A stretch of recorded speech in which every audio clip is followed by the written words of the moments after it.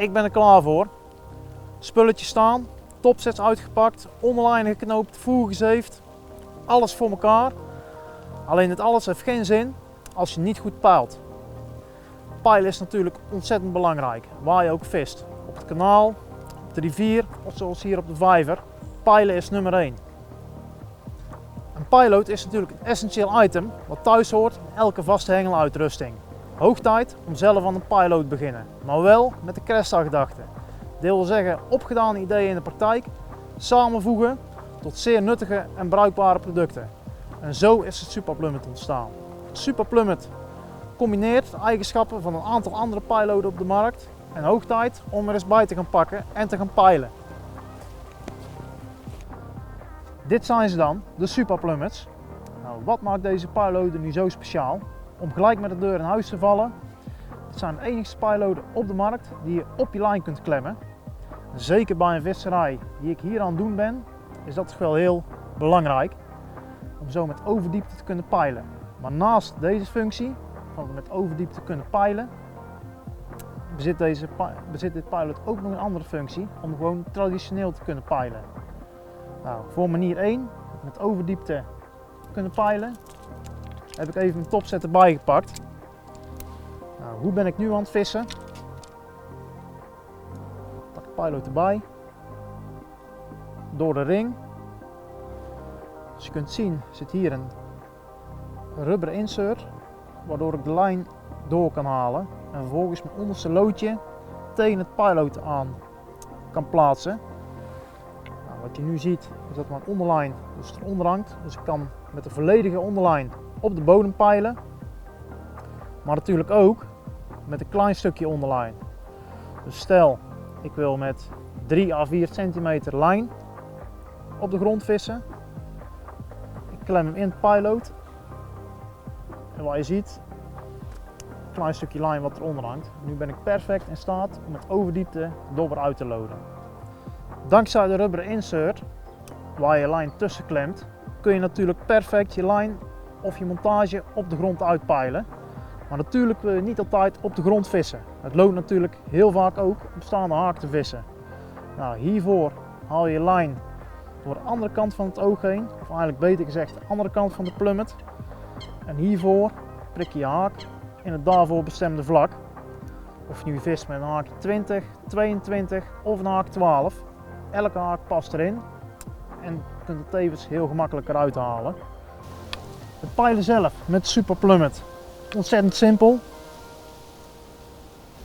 Nou, een manier met overdiepte.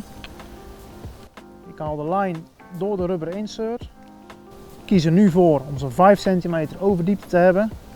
Nou, we gooien natuurlijk de peilood in. Eigenlijk een tip tussendoor is om altijd natuurlijk een marker te pakken. Aan de overkant waarop je vist en waarop je voert.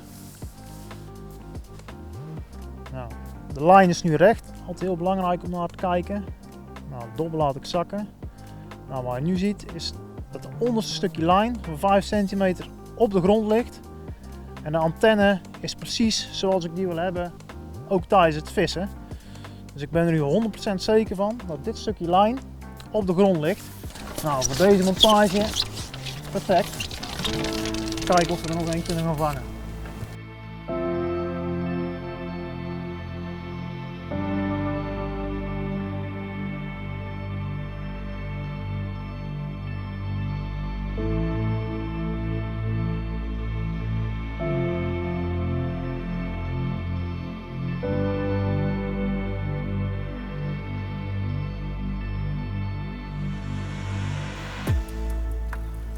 Zo, de eerste platte. Najaar is in volle gang. Het was heel even het zoeken naar de juiste voermanier. Maar uiteindelijk hangt de eerste er toch aan. Zo, de eerste. Netjes voor in het bekkie. Een paar centimeter aan de grond. Ik zat eerst met de montage veel verder aan de grond, maar daar kreeg ik alleen maar liners mee. Ja, met dit peilood kun je natuurlijk ook een paar centimeter op de grond peilen. Overal kun je hem plaatsen. Dus voor Dit keer was een paar centimeter op de grond de oplossing. Een paar pinkjes eraan. Kijken of we er nog een kunnen vangen. Zo. Af en toe een keer wat bijvoeren. Nou, de vissen gaan toch wel het najaar in nu. Dus het is zaak om niet super veel te voeren. Eerst kijken of we er nog één kunnen vangen voordat ik ga bijkuppen.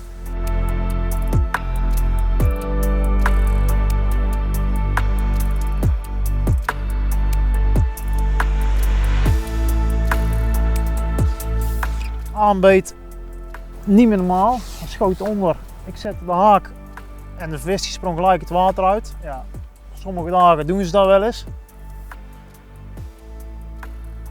Ja, ik ben net begonnen met kasten schieten. Daar werd het wel iets onrustiger van op het stek. Maar mijn vissen zoals deze, dit is een dikke platte. Mijn vissen zoals deze is het helemaal niet erg. Een paar keer misgeslagen, maar nu zit hij toch echt in de bek.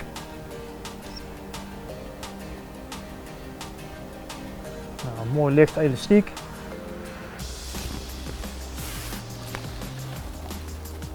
Kom jongen.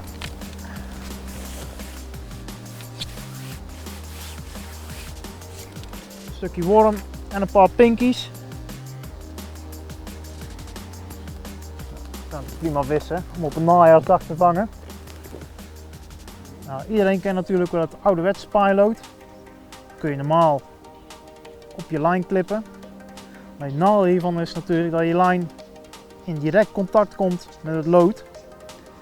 Het natuurlijk makkelijker af kan vallen en je lijn natuurlijk beschadigt. Nou, Super Plummet komt dit allemaal. Zeker wanneer je met een stuk lijn op de grond wil vissen. Maar je doet er doorheen.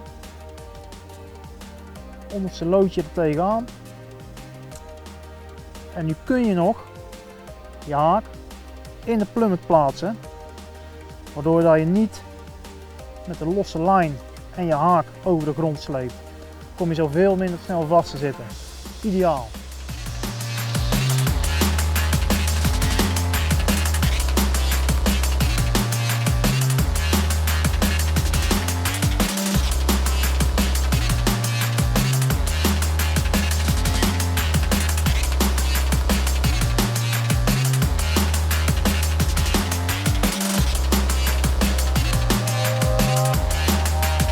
Ja.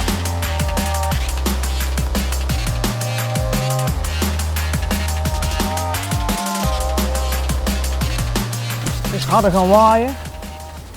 Veel meer onderstroming is er gekomen, dus ik heb de montage veranderd. Het is nu met een dobber van 1,5 gram en maar liefst 30 centimeter aan de grond. Ja, dat lijkt vrij lomp, maar het is vaak wel heel succesvol om de brazems te vissen. Daar komt er weer een aan. Nou, wanneer je iets zwaarder vist, is het wel zaak om je dobber scherp uit te loaden. Dat je alles toch kunt zien. Oh, kom jongen. En weer een. Nou, ik ga er toch langzamerhand het eind aan breien. Maar voor ik dat ga doen, wil ik jullie even meenemen in welke topkits ik vandaag gebruikt heb. Want wisselen is zeer belangrijk. In detail de topsets. Ja, de brazems deden het vandaag erg goed. Echt een aantal mooie exemplaren weten te vangen. Nou, één ding is belangrijk, dat je een aantal verschillende vismanieren klaar hebt. Nou, vandaag heb ik met katsers geschoten en met een licht dobbertje gevist. Om de vallende katsers na te bootsen. Een aantal centimeter aan de grond. Nou, eigenlijk op deze manier. Een centimeter of 4, 5 lijn onder het payload. En zo de dobber heel erg scherp uitgepeild. Prima manier. Andere manier was een centimeter of 15 aan de grond. Dus eigenlijk het payload halverwege de onderlijn van 20 gemonteerd. Nou, hier heb ik een aantal brazems mee gevangen. Eigenlijk een standaard manier. En wat ook nog een aantal vissen opleverde was echt een lange onderlijn aan de grond en een zwaardere dobber. Nou, zo zie je eigenlijk dat je door te wisselen telkens een paar vissen kunt vangen. Sommige vissen azen echt boven de grond, vaak een licht dobbertje. En vooral later in de sessie azen de vissen echt tegen de grond aan. En vooral met een dobber van 1,5 gram, dat zit een prima optie. Ook heb ik nog op voorentjes gevist. Nou, deze heb ik gewoon staande haak uitgepeild op de traditionele manier. Een licht dobbertje, alleen ja, als ik grote braadsems kan vangen of voorentjes, dan kies ik er vaak voor die braadsems. Dus hoe je ook wil uitpeilen, staande haak, met overdiepte of zelfs met een beetbeentje of easy stop, die overigens perfect door het oogje past. Met de Super Plummet peil je telkens accuraat je stek uit. Voor de rest is de Super Plummet te verkrijgen in 15, 25 en 35 gram. Nou, laat jij niets aan het toeval over. Begin je graag goed voorbereid aan je sessie. Kijk zeker eens naar de Super Plummet. Want goed peilen is meer vangen.